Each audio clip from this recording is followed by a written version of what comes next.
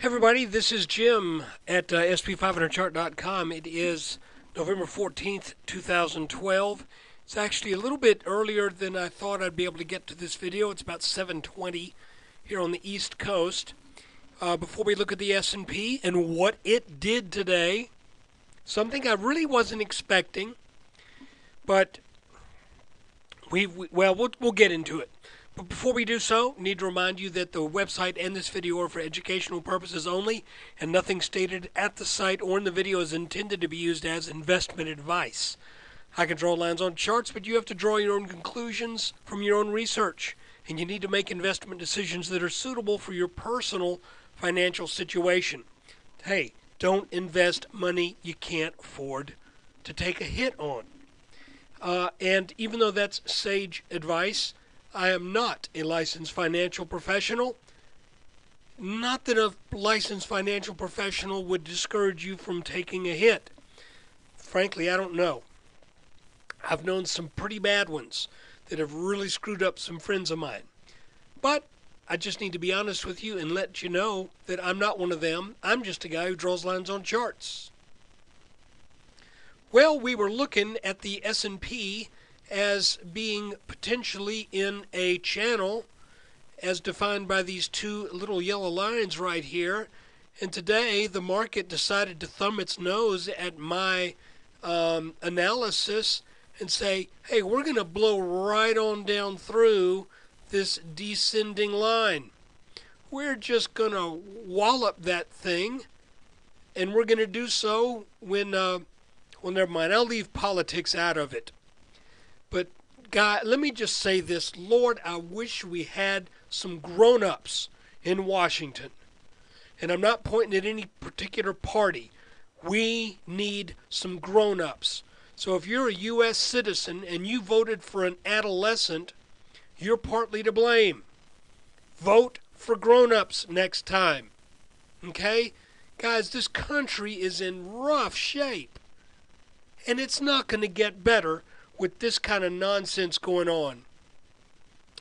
So anyway, our fine president opens his mouth saying that he's not going to budge on the sequestration, and the markets respond with a crash as soon as he does so. Well, it's not really a crash, but you can see as soon as the talk starts about I'm not going to compromise, it's my way or the highway, then this is the kind of stuff we get. You know, there needs to be compromise in a political process. And I hate to say it, I personally wish we could just stop spending so much money that we don't have. But apart from that, you know, never mind. I'm not in a position to fix it. I'm just in a position to look at the result of it. So it looked like today, going in today after yesterday's video, we got that little initial bounce off this gray line, and I was thinking, boy, howdy, I'm a flippin' genius. And then, of course, the market started to back up on it and started back down. We went sideways for a while, looking like it wanted to try this line again, and then we get the news that we have children running the country, and henceforth from that point on, the market gives up about a little bit more than 1%. God, it's hard to keep politics out of this. It really is. But let's just remind ourselves of the things that we know in the chart. We know that we are looking for a minimum target of roughly 1340 from our head and shoulders top. And it looks like the market wants to maybe just go ahead and get that over with. Let me show you that top again. Left shoulder, head, kind of a shortened right shoulder. But when we measure the height of the head from that neckline, that's where we end up. We end up right at right at around 1340, maybe not quite that low, but pretty darn close. And just between you and me, since we really don't have, at least I don't see any real reason to expect support until the 1320s, that wouldn't surprise me one bit. So this market probably, through whatever path it now chooses to take, probably is going to end up in the mid 1320s. But from the pattern, we measure roughly 1340, maybe a couple points higher. But the word here is look for some form of firming up to see if it's going to bounce here.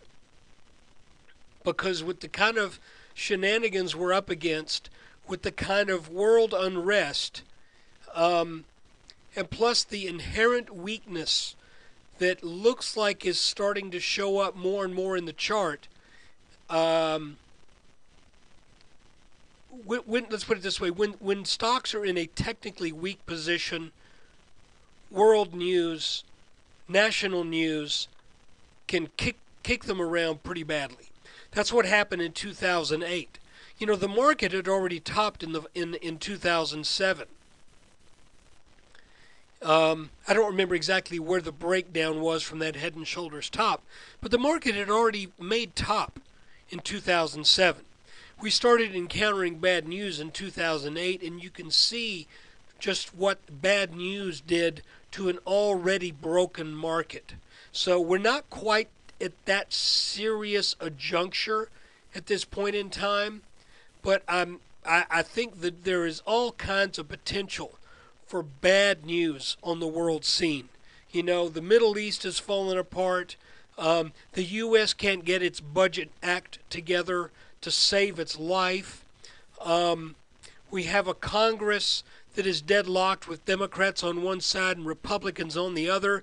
And pardon me, here I go political again.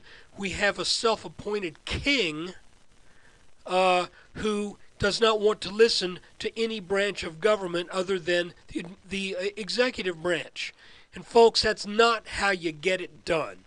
And we knew this coming in. We knew going into the elections that Obama had never compromised with even his own party or the Republicans, so why should this surprise anybody? He's not going to compromise. He's going to rule. He's going to try to rule like a king and watch what happens in the process. So, screw it. Hopefully, that's now out of my system. If you're a Republican, you feel my pain. If you're a Democrat, I offer my apologies. You probably, as a Democrat, get as passionate about your political views as I get about mine. So please don't hold it against me. Really, what I want to do is find out what's going on in the markets. But when it gets all wrapped up with political nonsense, it's hard to stay away. It's hard to stay off that topic. So guys, let me go back to the chart. Please bear with me. 1340s, low 1340s, minimum target from our head and shoulders top. We have support, a cluster of support in the low to mid 1320s. Let's see if we get there, and let's see if we set up a bounce at that point. Right now, you can see that we've got this rising red trend line, and good grief, if that goes, who knows? Okay? So there's a lot, I think, at stake here coming into the end of this year, and this is going to get interesting. So all I ask is that you stick with me, ignore my pontification on political events and political opinions. Honest to goodness, I know it's stupid for me to bring it up because all I can do is offend good people, people of good conscience who just vote the other way. So please forgive me. I don't mean anything personal, but by golly, I do mean let's get some grown-ups in Washington. So, basically, I was dead wrong yesterday. We did not get a bounce on this gray line. We did not get a reversal that looks like it's going to head up for this yellow line starting today. Instead, we get a day of pretty heavy selling. Now, I do want to remind you of one thing that you should already know if you've been a subscriber to sp500chart.com for any length of time. And that thing is this. When you have a descending channel that breaks to the downside, we have broken this support line. It is a descending support line. We broke it below that line. What does that mean? That means on a return to these levels, you really can't expect that line to have been turned into resistance. It might be a little bit, but it's very, very common for a broken downward channel to be fairly porous if a rally ensues and this line gets tested again from underneath. Oftentimes, the market seems to almost be, well, rather, the line seems to be almost invisible to the market.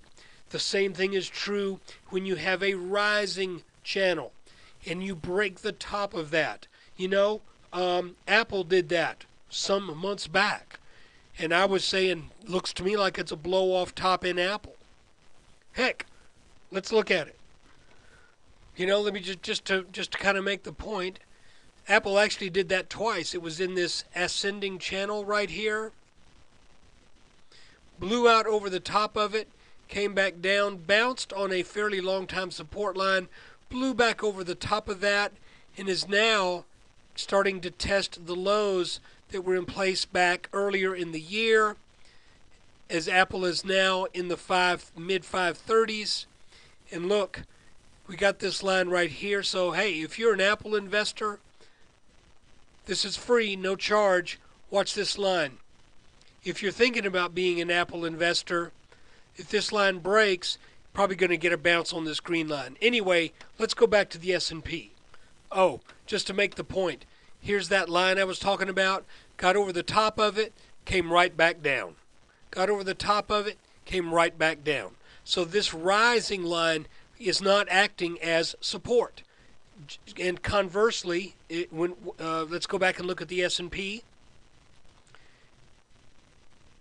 Here's our descending channel. Broke down to the bottom side of it. It could come right back and get over this line without much trouble, frankly.